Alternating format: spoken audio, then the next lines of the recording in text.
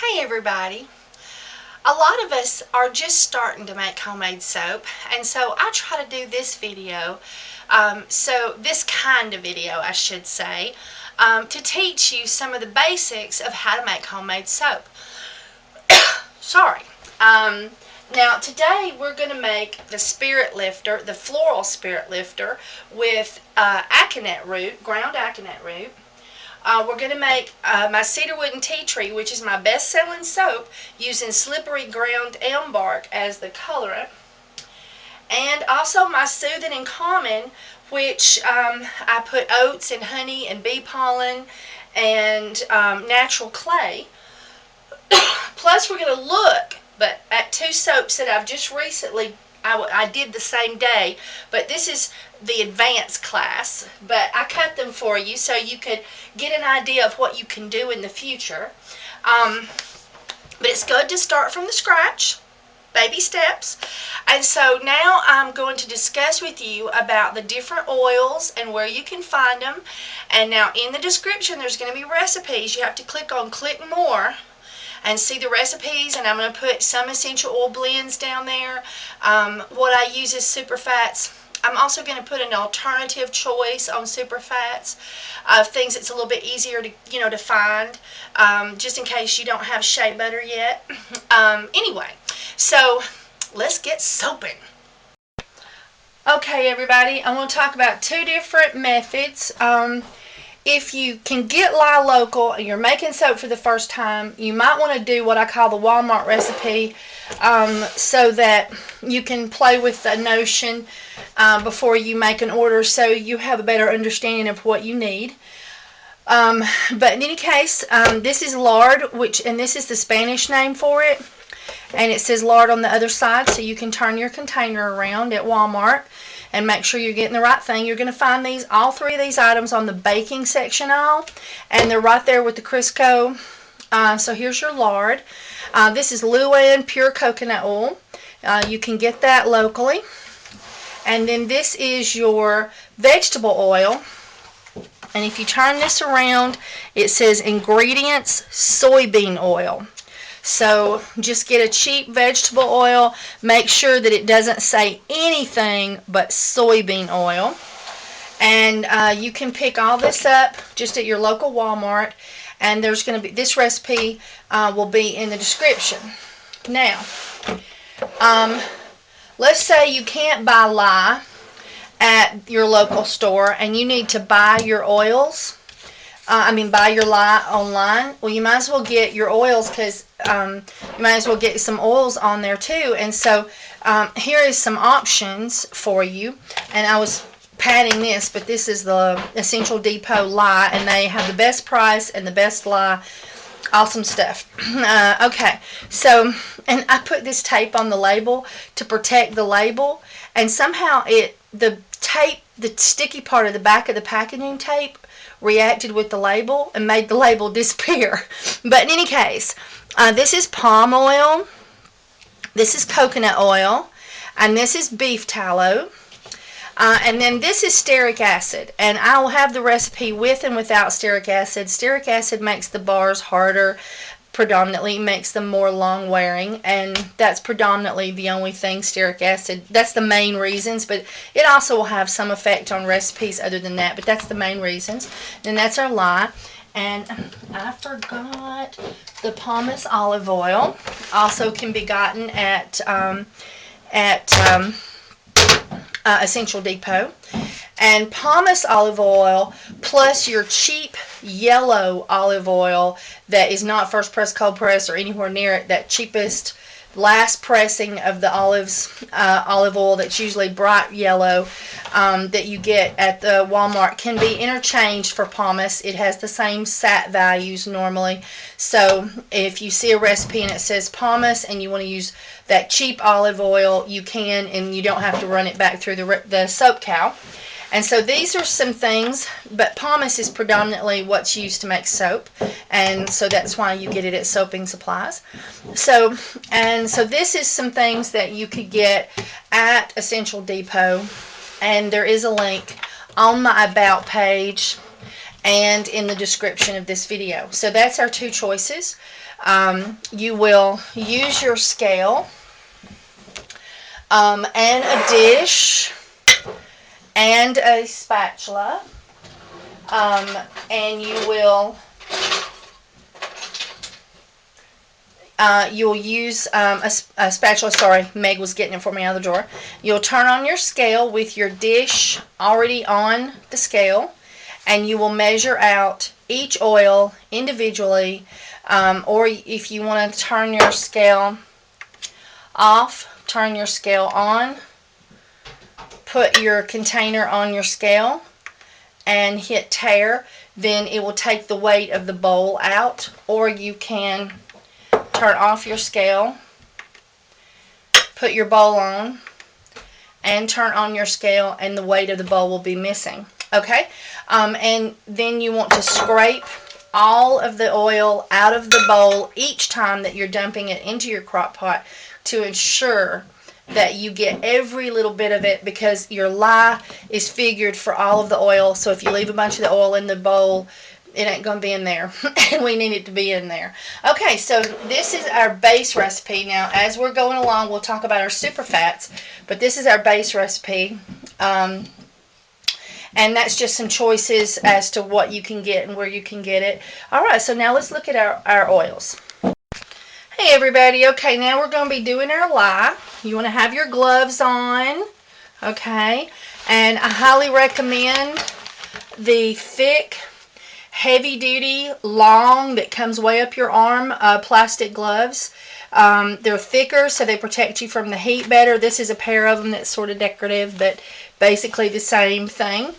A face mask to protect you from the fumes, and a pair of goggles, safety goggles, to protect your eyes from lye. Remember, if you do get lye on you, to flush it with water and then immediately pour vinegar on it. And please wear shoes. Please wear long pants. Please, you know, some people believe you can wear long sleeves. Some people believe it's better not to wear long sleeves because you can stick your arm under the water really fast and flush it if you don't have clothes on. And then some people think that the clothes would help to absorb some of the lye, and some people think the lye would be pressed down, you know, tighter to your skin because of the clothes on your arms. So I'll let you be your own judge about that. Make sure that you keep your lye away from children and pets and anyone who wouldn't understand the principles of, you know, being cautious with it. Please store it in a locked container away from children, up high where it can't be got into. Please don't store it, you know, ground level in a cabinet. Okay. All right, so we done that. Been there, done that. That's over with. Okay, so now first thing we're going to do is measure our water. And for this, well, if I hit the right button, and for this recipe, we're going to need 13.3 ounces of water. And it's okay if you go over just a touch, but you don't want to go over a lot, like I just did. Okay. 13.8 or 9. Okay. 12.8. 12.9. 13.3. Flashed the floor for a second, but it came back. So right in that zone. You can go, you know, a couple points over. Don't go under. Okay, so that's what we need for our water. So now we're going to discuss our lye. Okay, I highly recommend Essential Depot's lye. There will be a link in the description, and there's also a link on my About page. If you go to the main channel, there's tabs right underneath the channel art, as they call it, the big picture up at the top. And it's like videos and feeds and discuss, and then there's About, and my link to Essential Depot is there. If you buy lye locally, make sure it doesn't have any additives or colorants. Alright, and we're going to turn on our scales, and for this recipe we're going to need 5.5. And there's gonna be several recipes in the description, but for the one that I'm doing, we're gonna need 5.5, and there'll be several recipes with animal products, some without animal products. There'll be just several different recipes in the description that you can choose one that fits you, including a Walmart recipe. There we go, 5.5. And now if I went over, let's do that. Let's go over. Okay, I've got 5.7. Now I've got a bone dry tray here. And this bone dry tray has a bone dry, I think that's a half a teaspoon measurer.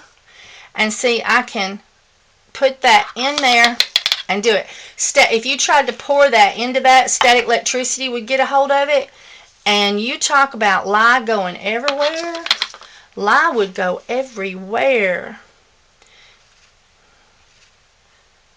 And so now I can just put it in there safely and and then I have a tray right there to put it on. And then we're going to firmly put our lid back on. And it is child-proof, but please keep it out of the reach of children. And so there we go.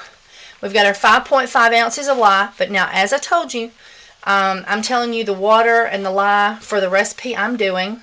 But there's going to be several recipes in the description for you to pick the one you want. And it might, because the different oils require different amounts of lye. So according to the recipe that you select in the description, which will be under the video, then it'll tell you how much lye and how much water you need for that recipe. Okay, now we're going to mix our lye and our water together. Okay, now we're going to mix our lye with our water. And there's 2 schools of thought on that. Now, as you know, I've got my dry tray here, and I've been working with that. I've got several batches of soap I'm doing all at the same time. And I always, once I get it wet, I just move it from container to container. And like I just did this one, so now I'm going to do this one. So I'm going to move it here. Move this one out of the way, and I go back and I re-whisk each container several times during the cool down process.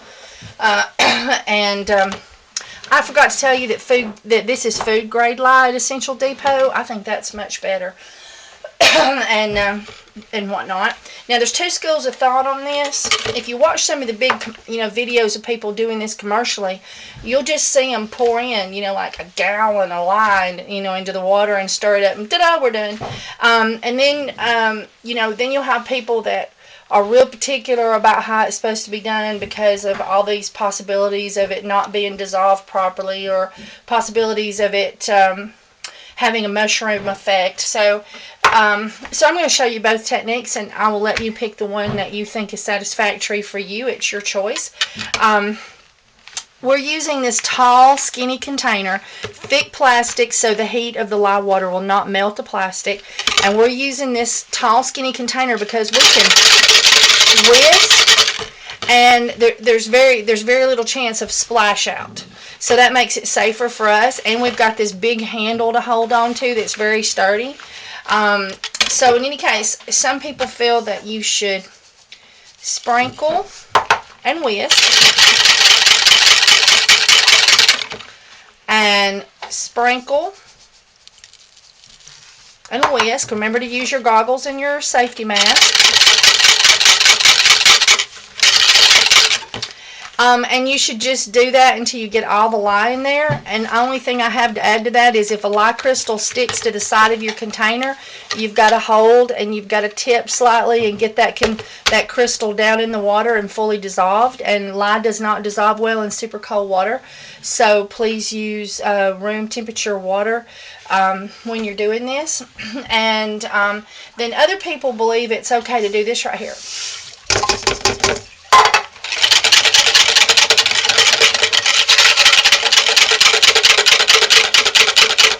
And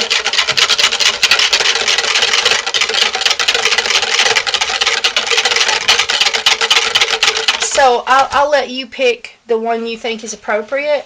Now, once I have got my lye in all my water containers, then I take my whisk and lay it in this tray, and I can carry that to the sink without risk of spilling lye water on the floor or counters. All my items are flushed. Oh, and I forgot to tell you, if you get lye water in your eyes, just flushing with water will not do it. You can't put vinegar in your eyes, to the best of my knowledge, so you've got to go to the doctor and get that lye neutralized, or even though you flushed, there's still lye residue in your eye doing damage, and you could become blind. So please wear your safety goggles, but if you ever get lye in your eyes, please go rinse, flush with water, and go immediately to your doctor. Okay, so as I said, after you've mixed, we're going to go back several times and whisk it, and we're going to bring this to room temperature. That's my thing, and you want a dry counter surface so that if a lye crystal falls, it's not going to hit water. Wear your gloves when you're cleaning up your surfaces in case a lye crystal got here. I accidentally got one up underneath my fingernail one time, and my hands were wet with a wet cloth cleaning the surfaces, and so that was not fun. I think that's my only lye injury, and because I couldn't get it up out from underneath my fingernail, you know, and so it really hurt. So you know, clean your surfaces on with a wet cloth and your gloves. Keep your surfaces dry as best you can. Whatnot. Wear your goggles, wear your mask, wear your safety goggles and mask and gloves and protective clothing. Don't do this barefooted, guys. Now, we're going to bring this to room temperature. Some people say the rule, and it's pretty much what I tell people, 100 to 110 on the lye water. And it's much harder right now because we just did it. You can feel the heat radiating off of it. That's why we need that tough, you know, resistant plastic, a heavy, thick pitcher. And then our oils we'll get from 100 to 130. But I cool down the lye water and the oils to room temperature because it's really, it takes more time to do that, but it's so easy to process the soap that way. So that's what I'm going to show you, is I'm going to show you that technique. To bring your, you just want to bring things back to room temperature. Okay. Okay, and this is a crock pot. I have a double batch in here, but the recipes that will be in the description will be single batches. So this is a bigger crock pot, but you can use the smaller ones. The 4-quart. This is a 7-quart. And this is the oils after they've melted. They're completely clear. And you'll put your stearic acid, if you're using stearic acid in one of the recipes you pick. You'll use your stearic acid. You put all your oils in your crock pot, turn it on high, let them melt. You can stir the stearic acid because sometimes the stearic acid will pretend it's not melting, but really it is, and it'll, as soon as you swirl it, it'll just dissolve. And the stearic acid is a powdery substance, and it looks a lot like grits. And so anyway, so once your oils have melted like this and it's clear, then you'll turn off your crock pot, take off your lid, and you'll let it cool to room temperature. But now remember, the standard rule is 100 to 130 on the temperature of your oils. But I'm going to let it go to room temperature. I'm just not going to let it go back to what, you know, a solid mass. Just back to room temperature, or temp it. Okay, now our oils are just temped. And let me get my gloves on. But I had to have them off to show you that. And our lye is room temperature, room temperature to tempered. Make sure that you're definitely below 100 degrees.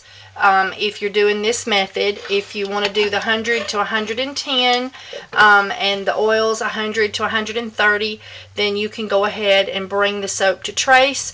But if you get your oils and your lye at room temperature to tempered, then you can do this technique that I'm fixing to show you. Okay, now this is a double batch, and I am getting all of the lye water out because we measured, so we got to utilize. Okay, and now we're going to take our stick blender, and this has a little curvature, so if that shows, it's going to throw lye and oil at us. And some of them have the little openings up in the top, so we got to make sure that the end stays submerged. Okay.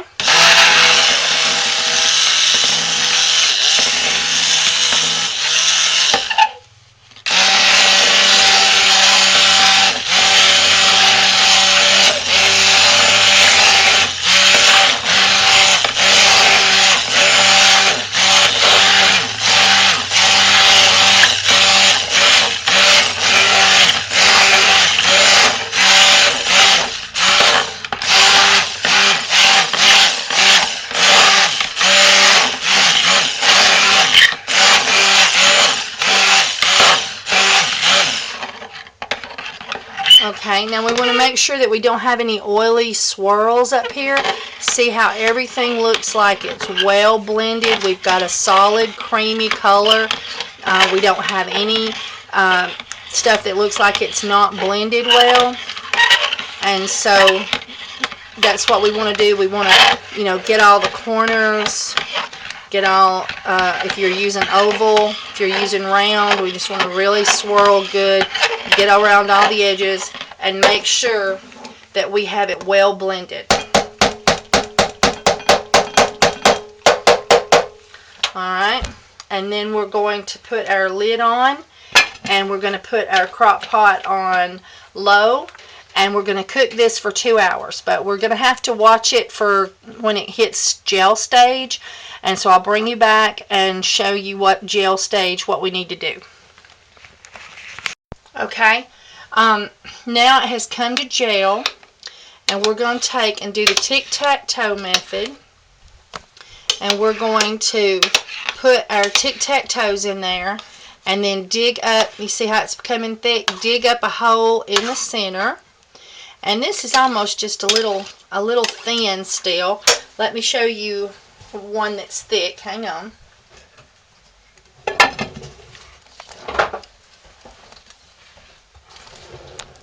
Don't let me, I know I'm giving you a headache there, moving you around. Now see how it's going to bubble up around the edges?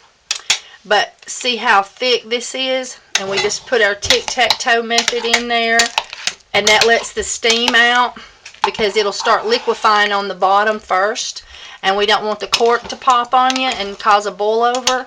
And so that gives us a nice hole in the middle for the steam to come out. Alright, hang on, I'm going to show you another one.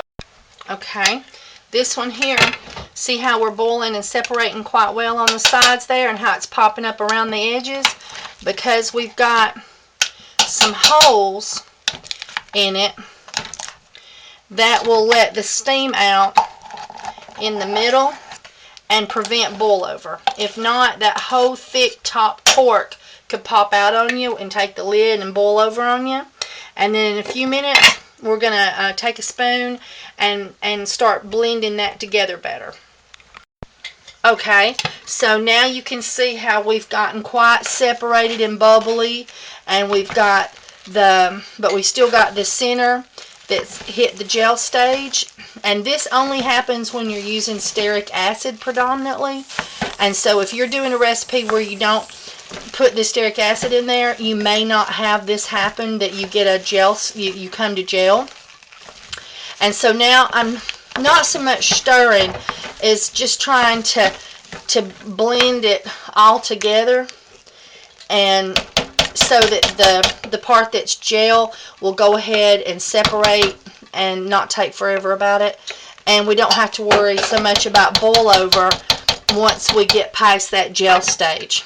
Okay, so now total cook time from the time you put the lye in it, sorry, I've been doing my colors, by the time you put the lye in it, and you want to stir it when you go through the gel stage like I just did, and do the tic-tac thing, and then you want to bring it, when it's been cooking an hour, you want to stir it and clean down your edges, and you do that with your spatula.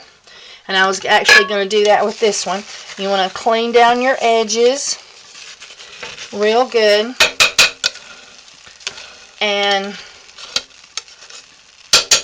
like that. Alright, and then when this has been cooking an hour from the time that you put the lid on it the first time and turned it on low, then you're going to stir it then and clean down your edges. And then when it's been cooking for 2 hours, we're going to add our SUPPERFATs. So now I'm going to talk to you about the SUPPERFATs. Okay, everybody, this is our SUPPERFATs. Oh, got to get my shadow out of the way. This is our SUPPERFATs, and what I have in here is I have now this is a double, but I'm going to tell you for a single. We have 1 ounce of extra virgin, first press, cold press, extra virgin olive oil. That's not the same kind of olive oil that you normally use in a base. This is for the SUPPERFATs. And then I have 1 ounce of shea butter. And if you order from Essential Depot, no, that's not the right one. Hang on. There we go. They send out, every time you order an essential oil, they send out 1 ounce of pure organic unrefined shea butter. Well, I take that back, 2 ounces. So you'd have 2 batches of soap worth right there for free if you order essential oils from them. And then I have a 1/2 ounce of organic coconut oil. Now, you can use just the coconut oil that you used in the base. If you want to, if you're doing the olive oil, I highly recommend you get a good grade of olive oil though for your SUPPERFATs. If you don't have the shea butter, and then you can substitute that for another great oil like rice bran oil, almond oil, as long as you're not allergic to almonds or nuts or anybody in your family or anybody you're going to give the soap to. You could use avocado oil. You could, let me see, I was trying to think of something you could find on the shelf.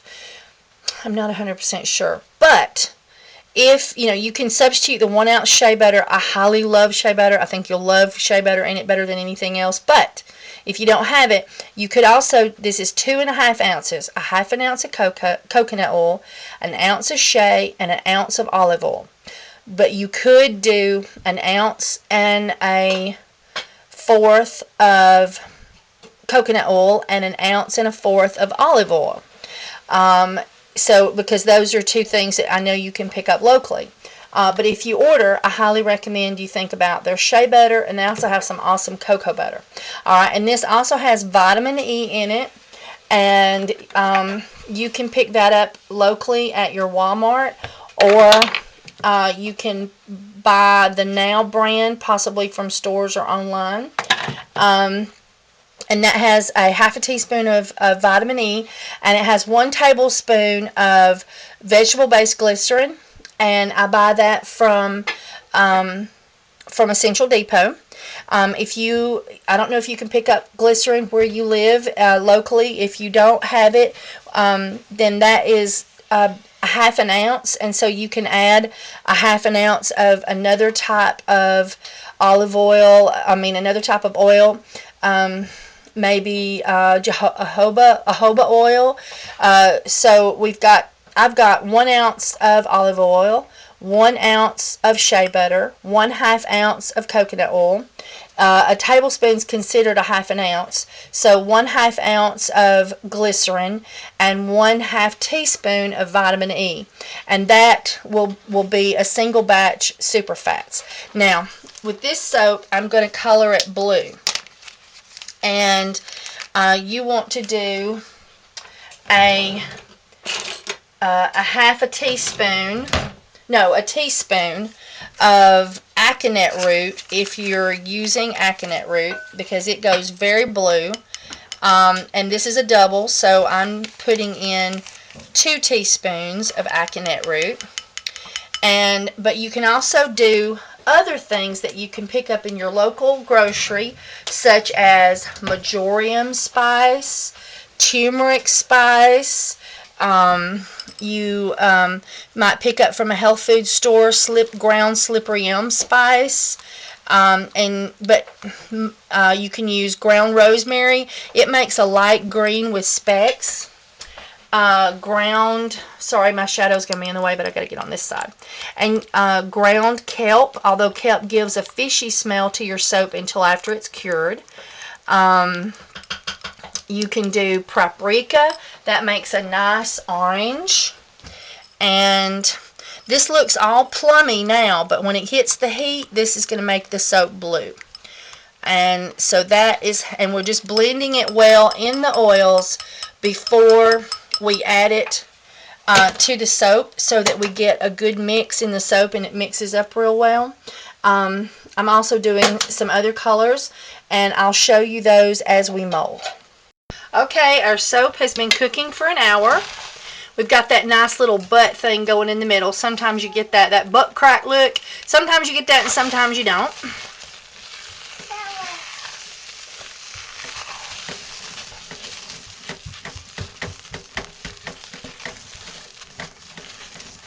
Alright, so we are stirring. And then one of the ways to know if your crock pot's getting too hot is right here. If you can't clean that off easily, if your sides doesn't clean off good, then you need to work with your crock pot about turning it on every 10 minutes and then turning it off every 10 minutes if you've got it on low, and see how that's coming off. But if it really takes some muscle to clean the sides, then your crock pot's cooking too hot and drying your soap out. Alright, so now we'll let that cook for 1 more hour. Okay, now we're going to add our SUPPERFATS, and I just got a clean spoon. You want to have a clean spoon, and you've got to clean down your sides, because any soap that falls from the sides later will be white and won't be colored. And so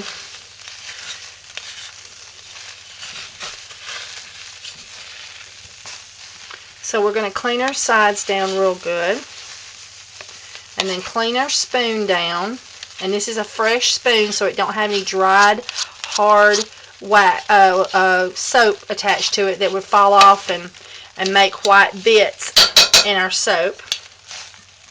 And then I'm taking this little mini spatula, and you see how runny my SUPPERFATS are, and I've got the color in there. This one is going to turn blue on us, even though it's plum colored right now. And we use 2 teaspoons, which is less than what I use on most spices, and that's a double batch, so that'd just be 1 teaspoon if you're doing a single batch, which will be what the recipe is listed for in the description. So now we're going to stir those in.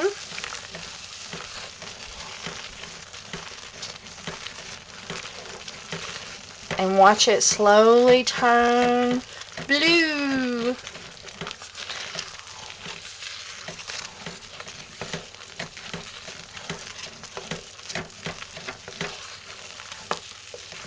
And this is ground aconite root.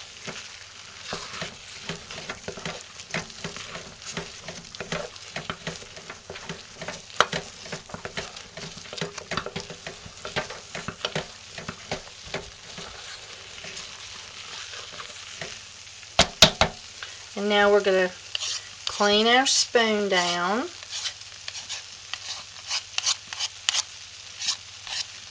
And I like wooden spoons, but you have to throw them away ever so often, because the lye will make them deteriorate.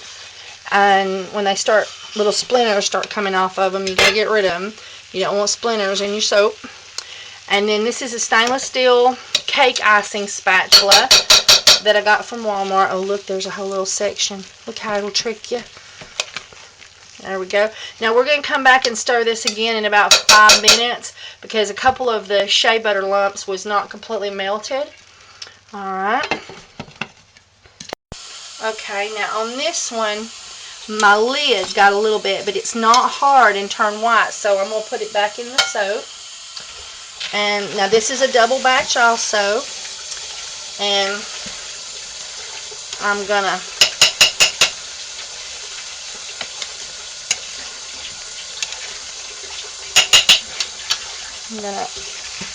take and stir it.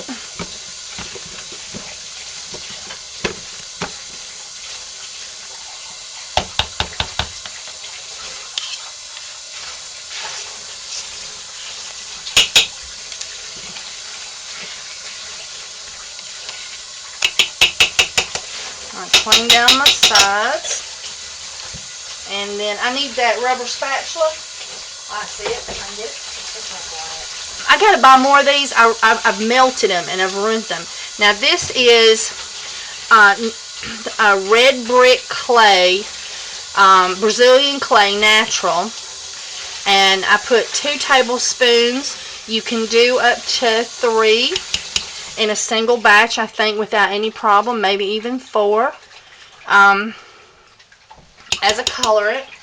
They have rose clay, purple clay, red clay. I think this one was called red brick.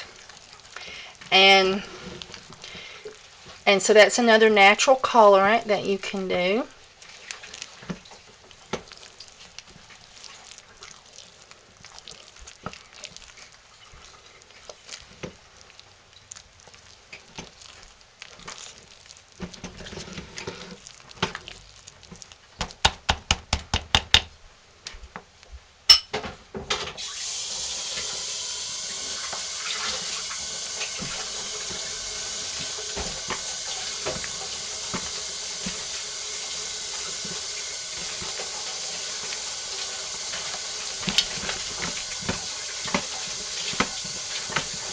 And there goes that one in pretty good. Now, with this one, we also put in 3 tablespoons of honey and 2 tablespoons of bee pollen, and you would have that. I did 6 tablespoons of honey and 2 tablespoons of bee pollen. So in a single recipe, that would be 1 tablespoon of bee pollen and 3 tablespoons of honey. Plus, you would do a half a cup of oats. If you wanted to add the oats like I'm doing in this one. And I've ground them myself, and they're organic oats, but I'm doing a cup because this is a double batch. Megan, you can put the lid on that for me if you want to and put it away. And that's when we do this, is right when we put the SUPPERFATS in, or this is when I do it.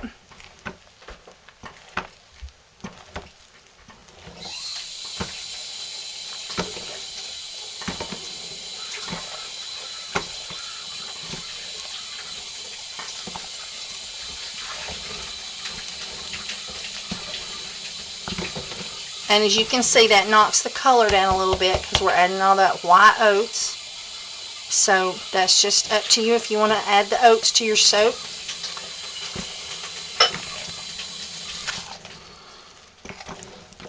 I'll put in the description a few choices and measurements on adding spice to your soap so that you can see how much I use for a single batch. And the general color you get. Alright.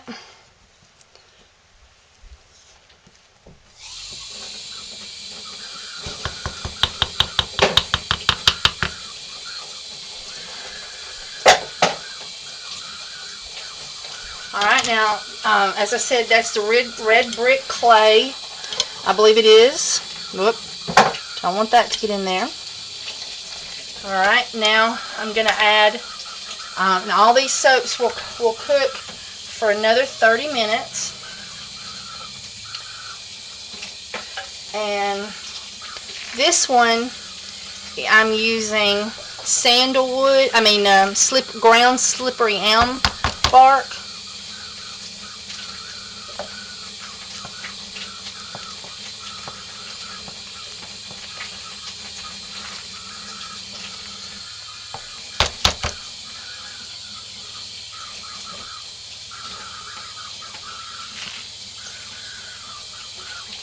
And so this is the SUPPERFATS with ground slippery elm bark. And I've had people to omit the olive oil, and they found that the soap was not as moisturizing as it should be. So don't omit the extra virgin cold press extra virgin olive oil on your SUPPERFATS, please, because this recipe really needs that. I think the shea butter is awesome stuff. I think it's the most awesome oil in the whole wide world for superfatting your soap. But if you can't get a hold of it the first time, you can divide between the the olive oil and the coconut oil, but don't omit the 1 ounce for sure of extra virgin first press cold press olive oil. It is one of the most moisturizing of oils and so awesome for your skin, so you don't want to omit that one.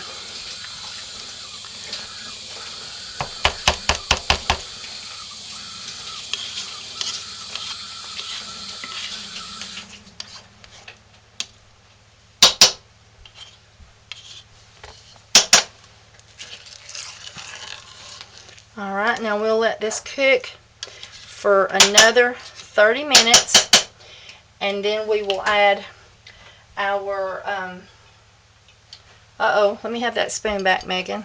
Some of the hot soap was up on my lid. No spoon. So, I need to blend that in.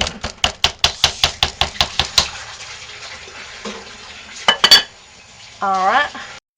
Okay, and these just got a touch too cool, and so that means they're crusting up on me and they won't mold well.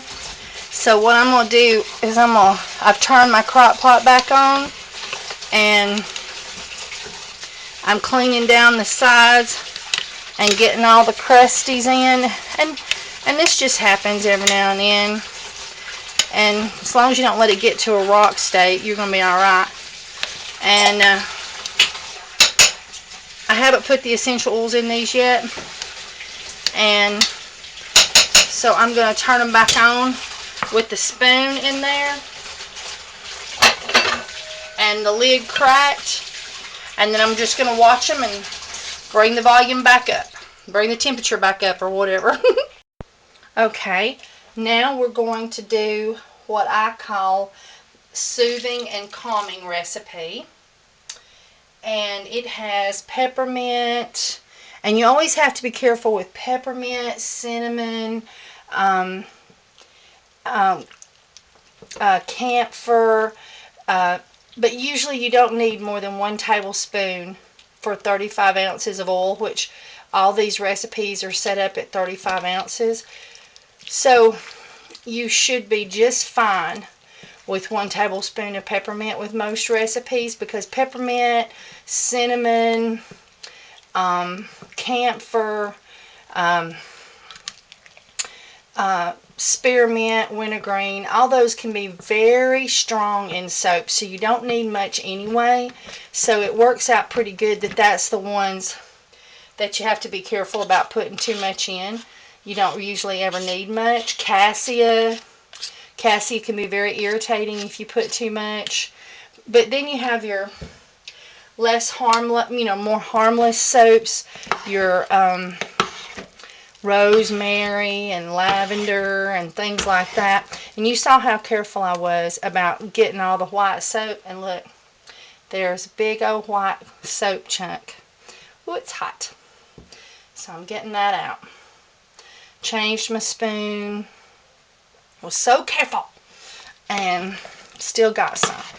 Okay, so there we go. And now when you have it one color, it's so nice because you can just plop it in there. Of course, now you know we got this was the oats and the honey and the bee pollen in this one. And anyway, this has peppermint, lavender, rosemary, palmarosa, and just a touch of geranium. And geranium, it's a rose smell, and you don't need a lot, but it's pretty benign. So I think I just put a half a tablespoon per batch, and this is a double batch. So.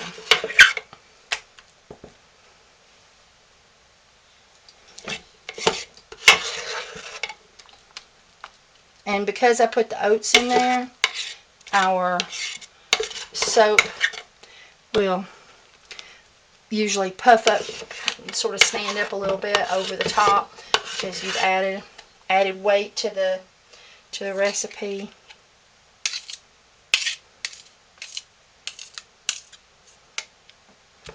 And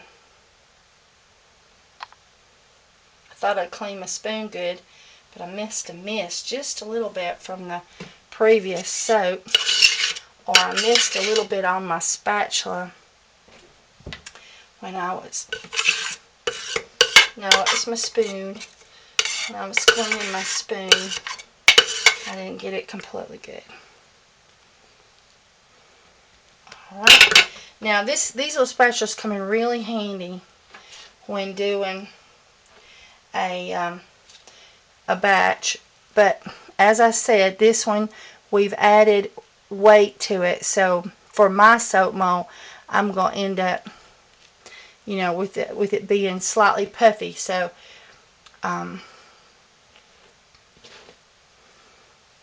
so I can't just do a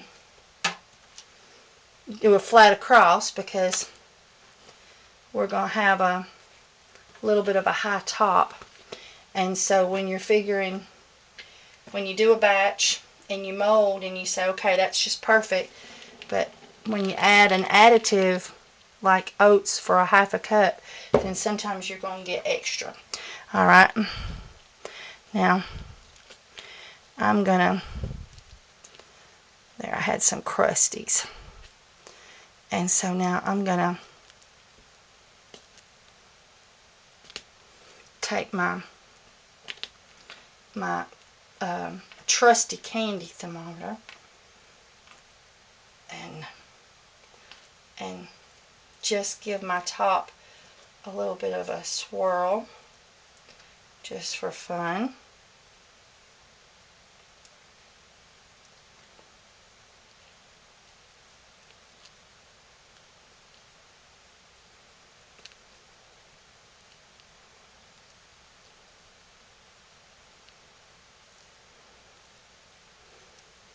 There we go.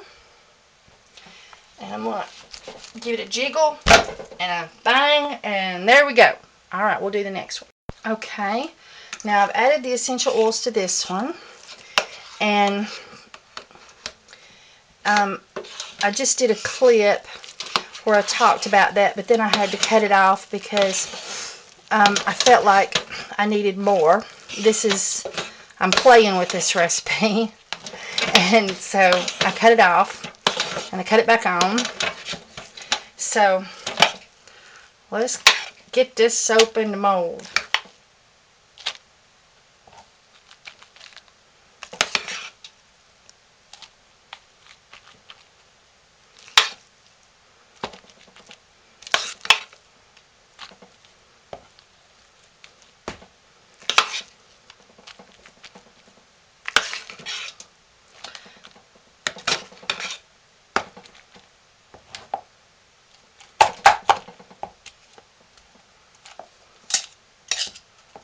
And I had some crusties to form on my spoon, and I'm going to push those down in the mold and then put the hot soap on top of it.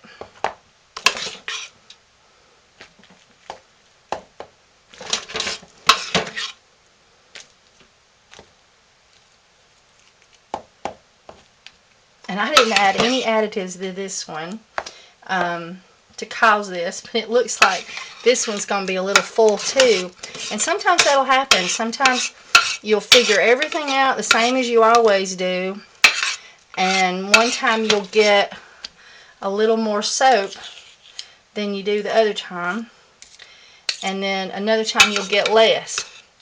And save my life, I don't know what causes it. If it's the humidity, the temperature, I do not know what causes it. But in any case,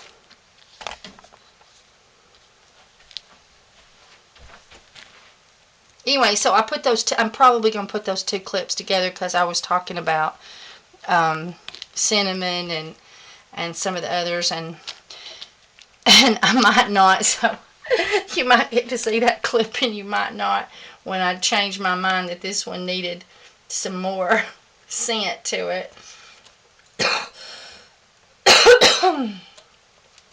Alright, and let's see, there's our trusty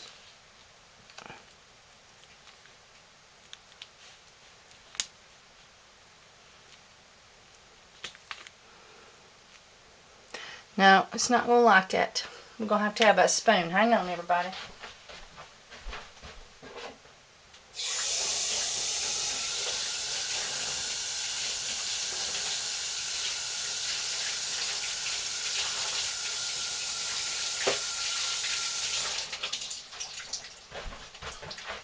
If it gets a little crusty on you, or a little crusty on the top, you can take and fold the crusties over with a spoon and get rid of them.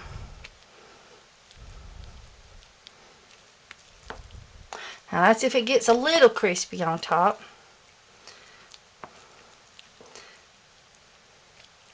If it gets hard as a rock crispy, then you really need to dump it out of the mold and heat it back up.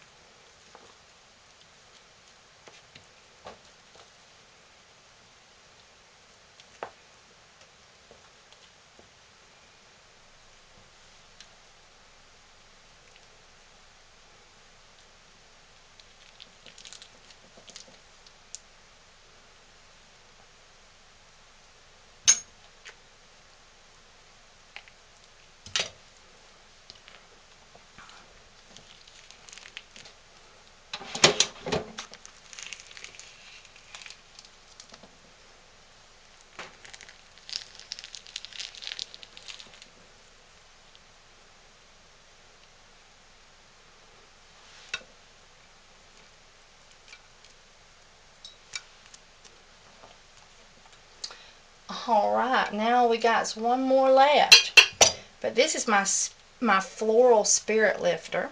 And you see how pretty and blue it looks. Okay, alright, now there's the other half of it. Alright, now we'll do one more.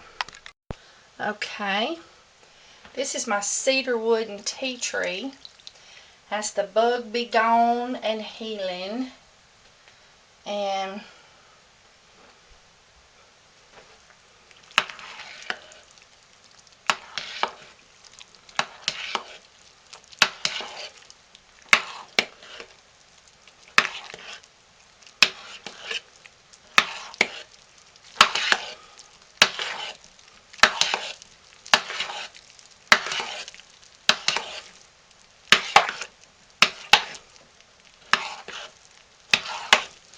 so see how the soap just soaks it up? And this is one of those soaps where I don't do more than 2 ounces for 35 ounces of oil. That's just enough, but a lot of my soaps I do more. But just a good safe first time calculator.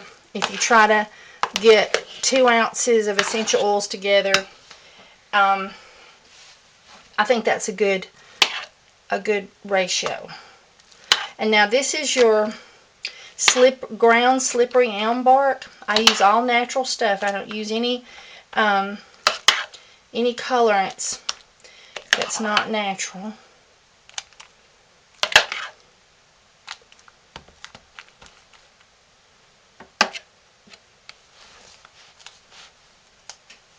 I lost a drop.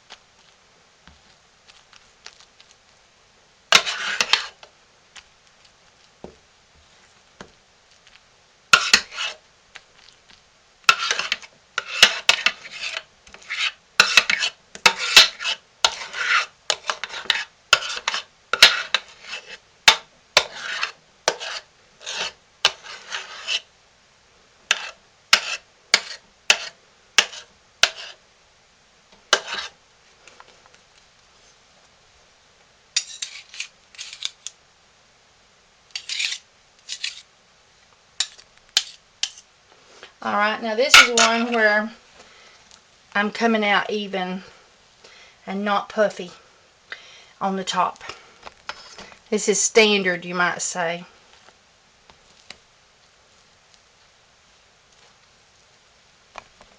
And this is predominantly a men's soap. And so I'm just going to make some lines with my candy thermometer.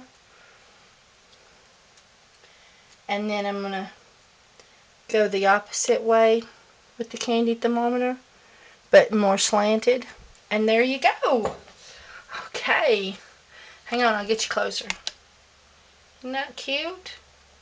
Okay. Alright.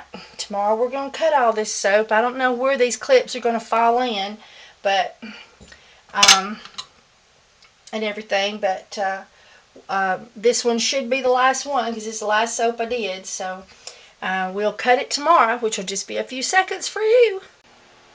Okay, it's time to cut some soap. Alright, we have our soothing and calming.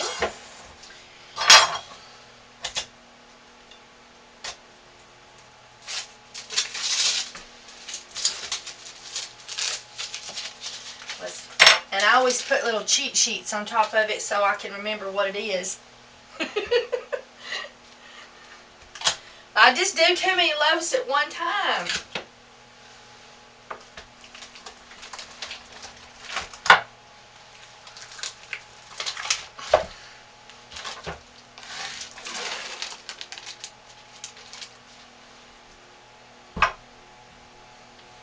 I always rub down the sides, and that gives it a little bit smoother finish.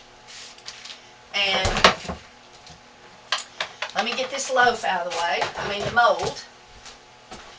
And let's give it a cut and see what it looks like.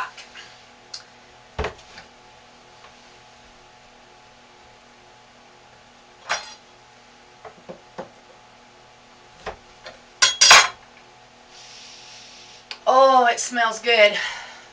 When it's wet, you can smell the oats, and after it cures, that smell sort of, that smell fades.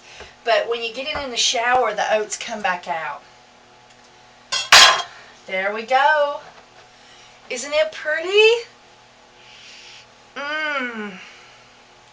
That one is called Soothing and Calming. It is one of my most popular soaps. Okay, let's give it one more cut.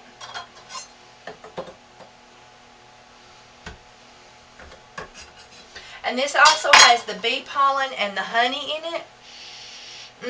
And now this only has to cure for 3 to 4 days. Now, if you have a whole lot of rain, or your house is damp for some reason, it could take longer. But I find a cool room, just sit it to where they don't touch each other on a flat surface, not in direct sunlight, that kind of thing, and they'll cure in 3 to 4 days. Alright, I'm going to cut the rest of this in, and then I'll bring you back. Okay, now we're going to do our spirit lifter. And that was the one that I was working on the scent, trying to get it strong enough. And oh, I just love this one. I call it my floral spirit lifter. One of these days I'm going to come up with a cute name. I named one of them Chocolate Coffee Goat Farts. And the website sales tripled overnight. So come up with cute names for your soaps. It's just a great idea. I think there's one fragrance that somebody sells that they call it monkey farts or something, and people just love it. And so there's another one called Bite Me, I think. So you can't go wrong with coming up with some kind of cute name. Oh God, that smells good. Hey Michael, what you need? I was gonna ask you if you need any help. Oh, okay. Well, you can turn the video camera on and off for me. Alright, so now let's cut this one. Now, if you remember, I used 1 teaspoon. Here, I used 4 tablespoons of the natural clay from Brazil. in this one, so it was 2 tablespoons per batch, but you can use more. I think that was right. I wrote it down. And anyway, and in this one, I used 1 teaspoon of the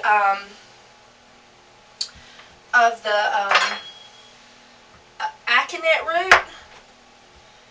And I wanted to show you something else too. I have got a big air pocket, and so I cut off my ends sort of slippery, and I want you to see that. See that air pocket right there? What I'm going to do is I'm going to take this soap right here that I've cut real thin, and I'm going to put it in that hole and then go over it like this right here, and there's another one right there. Think of it like modeling clay. When you first take it out of the mold, it's ready for something like this. You can do it. But whenever it's but now once it dries, you can't do this. But when you first take it out of the mold, if you should happen to get some air pockets like I just did, then you can fix them with some slivers of what you're going to cut off the end anyway to make it look,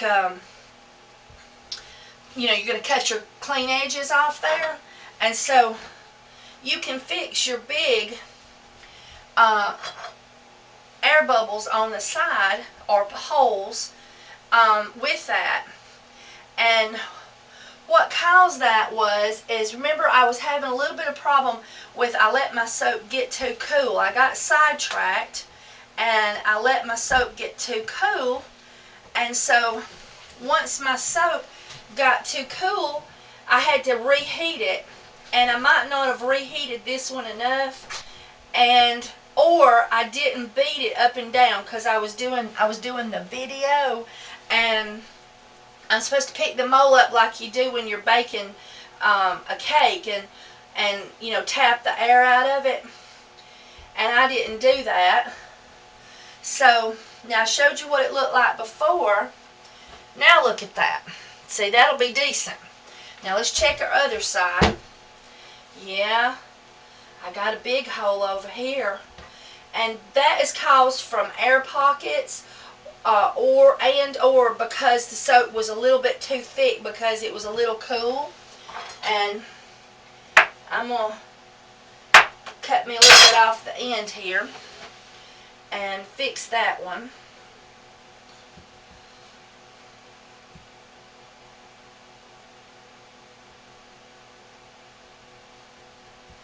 I'm sorry, it's going to take me a few minutes, but I think this is a good tip for you to learn. Now, a lot of people use freezer paper and line a casserole dish, their first soap, and then because you've got that freezer paper in there, the soap will come just right out. And then sometimes people will use a cardboard box and line it with freezer paper, and then also this soap just comes right out with the freezer paper. So that's just a helpful thing you can try. I've got some videos actually where I show using a cardboard box to make soap, and it's just a perfect alternative for when you first getting started. And oh, I've almost got it done, guys.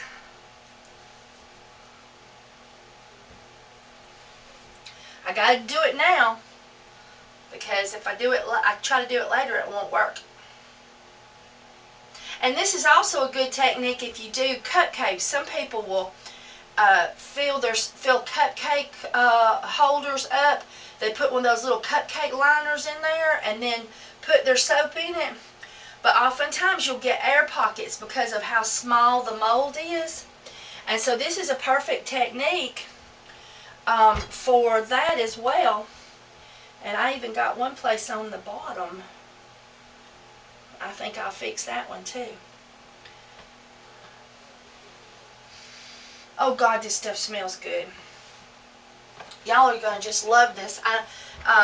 if you should decide you might want to buy some from me, as you're getting going with soap, sometimes it's good to just buy some homemade soap and get a feel for it. But I've got lots of videos on how to make homemade soap, and some essential oil blends. If you go to my channel, oh, isn't it pretty? I love this color. If you put a tablespoon in there, you get like midnight black, just black, black, black. But this almost has a purple content to it. I mean, tint to it. So this is, I love this. This was a teaspoon per batch, and I was going to show you those little white spots. No matter how hard I work, I get a few of those, but I think it looks cute and rustic, unless they're too big. If I see a big one, I'll take it out. Alright, so let me cut one more. Ooh, isn't it pretty? Alright, okay, well, I'll cut the rest of this, and then we'll get our cedarwood and tea tree out and cut it. Alright, now this one is our cedarwood and tea tree, and it will kill fleas and ticks, chiggers, deer ticks. It will ward mosquitoes. This is an awesome soap, and I give this recipe away all the time. It is 2 tablespoons of cedarwood and 2 tablespoons of tea tree for a single batch, and I'll write that down in the description for you. And I use the slippery elm bark to color it, and it gets a little bit darker as it cures. Right now it looks like a light creamy brown, but it gets reddish, more red brown shortly as it cures. There we go. I had just a little bit of an air pocket right there, so I had to cut a little extra to get that off. And I made this homemade soap cutter.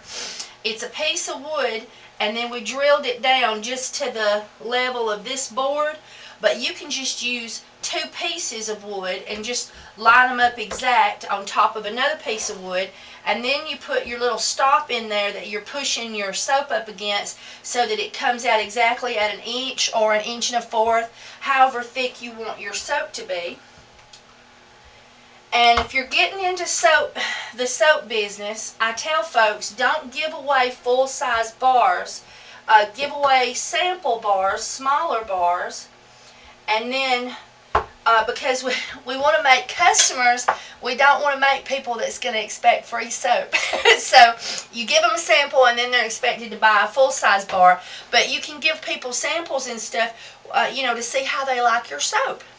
Isn't that pretty? Now this will become a more richer brown as it cures, and this is my best-selling soap because it's also great for older skin. Old age spots, aging skin that's starting to have really, bad places. Plus, it is awesome for, killing the fleas and ticks off your dog. It will kill head lice. It'll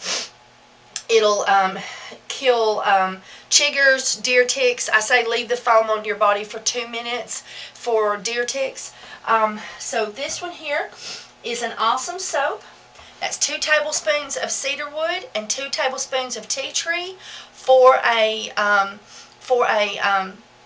single batch. This is a double batch, and my double batch I get 22 bars out of it. So you should get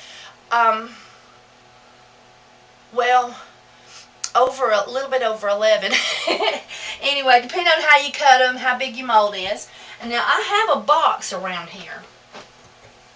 There it is. This is a box that I use, and this is a good size box. I use this for my laundry detergent, and I just put this one down in there, and I get it nice and, well fitting, and then this piece goes across here, and I make it well fitted and, and all flat and neat and tape it down, and then you can just pour your soap in there, and then you can cut it. And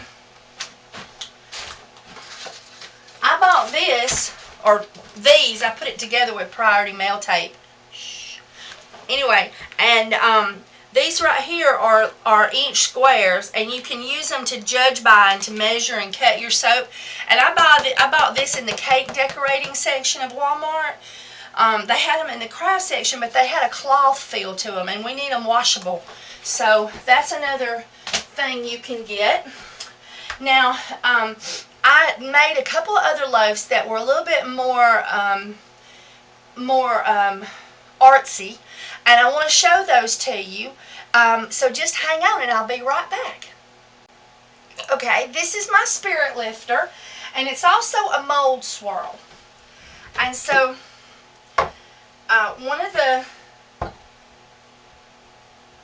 things that I do is I do one pot in one color and one pot in another color, and then I swirl the two colors together in the mold. And that's something that you can work up to, and you get these real fun swirls. And I just love them.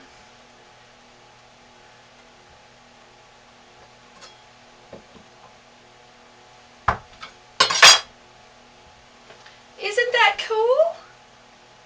I just love this.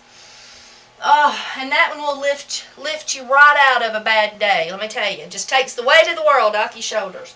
Whoop, got sideways. And so that was just one of them that I wanted to show you that you could get into. And I've got videos on the website showing how to do these, how to do the swirls and whatnot. And but this is just a good, doing a solid color is a good place to start. All right, I wanted to show you one more, and then I'll let you go. Okay, this is my Gigolo Joe, and it's a new soap, and I did a half of a one last time. Let's see. Yeah, I sort of blubbed a little bit. I tried to do two colors, and I ended up getting this piece too far over, so I had to put some of the black up top. But what I was wanting to do was a checkerboard, and I thought that was going to be really difficult in hot process soap, and it worked out pretty good with doing a double batch, but I got greedy and decided to do 4 batches at one time, and I'm going to show you the difference. Whoop, sorry y'all, it got too cool. And so anyway, let me cut a piece so that you can see what this looks like. But I'm hoping that it's what it's supposed to look like anyway. Ooh, it looks pretty good. That's what I was looking for. I was looking for black and black and white and white. And, oh gosh, it smells good. So let's cut a bar of it and see what it looks like. And then I want to show you, you know, the one that didn't come out quite the way I wanted it to.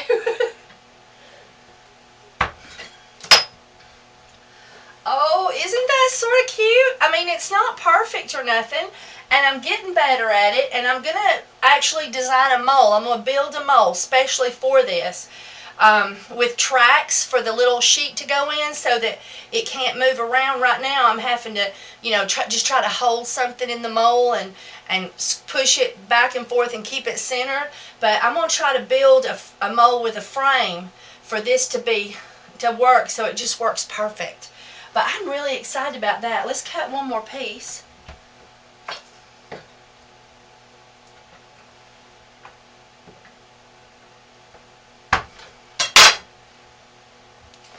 Yes, I'm in heaven. I mean, you know, when you work on something new like this and it's sort of a project, it's exciting. So, but now let me show you what happened. This has I put a little bit of a swirl on the top, and see how pretty that looks, because my soap was hot enough to do that. But then I was trying to do 4 at one time, and this is why I say that the creative fancy stuff, get used to doing hot processed soap first before you start getting into the more difficult stuff, because you want your soap to be successful. And I don't even know if this is going to stick together. I'm hoping, but I don't even know if this is going to stay together in one piece.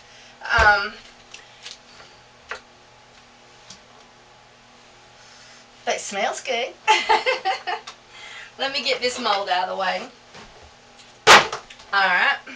Now, if you'll see, this one is all decorative and pretty, and this one is just flat with an S in it. Because I got the bottom two in there fine, but when I went to put these two in, the soap had got too cool. It didn't want to work with me. So, let's cut a piece of that and see if it's going to stay together. Because when you try to layer soaps, and you do that kind of thing, and it gets too cool, oftentimes your soap will just fall apart. So let's see what happens when we cut it.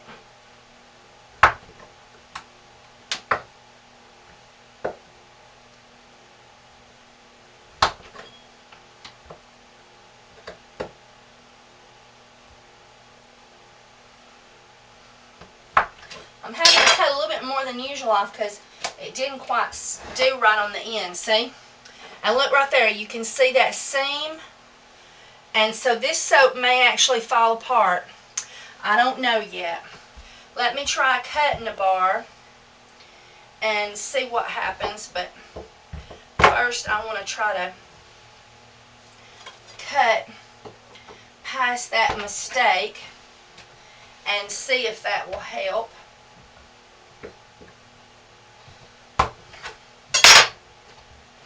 Well, it looks like it's going to stay together. I was concerned about it because it had, it was, these two layers got too cool, and you can see I was having to push this into place because it got so cool. I couldn't just glop it in there. I was having to push it to get it in there, and so it ended up messing up my design. So, but this is what we want it to look like, and we actually want it to look even better. So that's what I'm still working on. But I thought this one was cute. That's our mold swirls. And alright everybody, I hope that this has been a benefit to you on your starting to make homemade soap for yourself and possibly sell later. Remember to check your farmers markets. Now, at the beginning and the end of this video, you'll see my website link, my Facebook link for my Facebook chat page. Come and join us. Especially if you're a new soaper, we love to help. And then there is my link to Essential Depot. They just changed the format on the on YouTube. And used to on the main channel, there was my links, easy to see, no problem. Now, you have to go under the picture, and then there's my face. Under that, there's like uploads or videos, discuss, but then there's about. If you click on about, then you'll see my links. But a quick little way to get to my website is on the channel art, as they call it, on the main channel.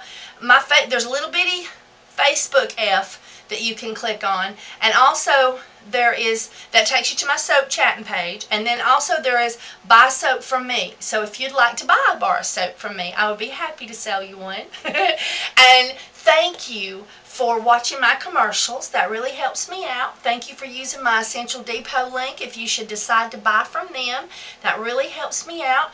And now in the description, right down here somewhere, you're going to see more in the text below the video. And if you click on that, that will open up the description and you'll see all the recipes and all that. And then if you click on my face, which I think is right here, that'll take you to that main channel page I was telling you about. And then you can click on about to see all my links to Depot and Facebook and my website. And also soap sellers. If you would like to start selling your soap online, you can go on there and get just one page and put your PayPal icons on there and everything. And it's just a wonderful site, and it's really cheap. Okay, bye everybody. Have a great day.